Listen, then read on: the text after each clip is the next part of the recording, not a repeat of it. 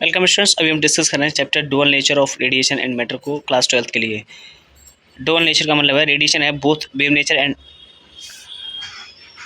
Particle nature. Radiation जो होते हैं उसके दो नेचर होते हैं, एक तो होता है वेव नेचर, एक होता है पार्टिकल नेचर। दूसरा हमें दे रखा है टॉपिक कट ऑफ और स्टॉपिंग पोटेंशियल क्या होता है। स्टॉपिंग पोटेंशियल को कट ऑफ पोटेंशियल भी बोला जाता है।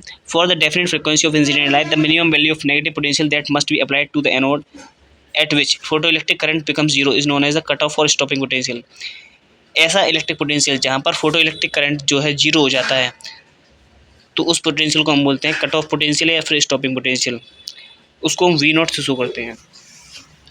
उसके बताया जा रहा है थ्रेशोल्ड फ्रीक्वेंसी क्या होती है। The minimum frequency of incident light that when incident on the surface of metal can emit photo electrons from the metal is called the threshold frequency of the metal. It is represented by V nought. Threshold frequency वो frequency होती है जो minimum frequency हम उसको बताते हैं, जहाँ पर मिनिमम फ्रीक्वेंसी होती है जो इंसिडेंट लाइट मेटल पे फॉल करती है, और जो कि ऐसी मिनिमम फ्रीक्वेंसी जिससे एक इलेक्ट्रॉन उस मेटल से इजेक्ट हो जाता है, मतलब निकल जाता है। कोई हमने एक ऐसी फ्रीक्वेंसी फ्लाइट डाली उसके ऊपर जिससे इलेक्ट्रॉन निकल पा रहा है उस मेटल से, तो उस मिनिमम फ्रीक्वेंसी को बोलते हैं वी नॉट। उसको हम वी नॉट से रिप्रेजेंट करते हैं। थ्रेशोल्ड वेवलेंथ क्या होता है? The minimum wavelength of light which can emit photo electrons from the surface of metal is known as the threshold wavelength of the metal.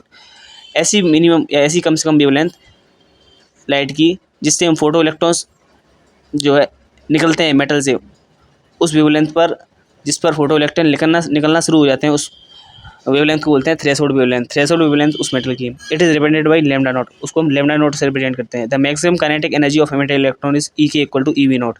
जो maximum kinetic energy होती है electrons की वो E K equal to E V naught से हम represent करते हैं। उसके अलावा बताया गया है kinetic energy of photo electrons. जो काइनेटिक एनर्जी होती है फोटो इलेक्ट्रॉन्स की वो होती है E K equal to H V minus H V nought. Einstein photo electric equation आपको याद रखनी है, हाफ एम बी स्क्वायर, या यहाँ पर v जो है मैक्सिमम वेलोसिटी है, इसको एक बराबर होता है h equal to half M B square बराबर होता है h into nu minus nu nought. Energy of a photon आपको याद रखना है equal to H nu equal to H C upon lambda. Nu बराबर होता है सी अपॉन लेमडा के। मूवमेंट ऑफ फोटोन आपको याद रखना है p equal to H nu upon C equal to H upon lambda के बराबर होता है।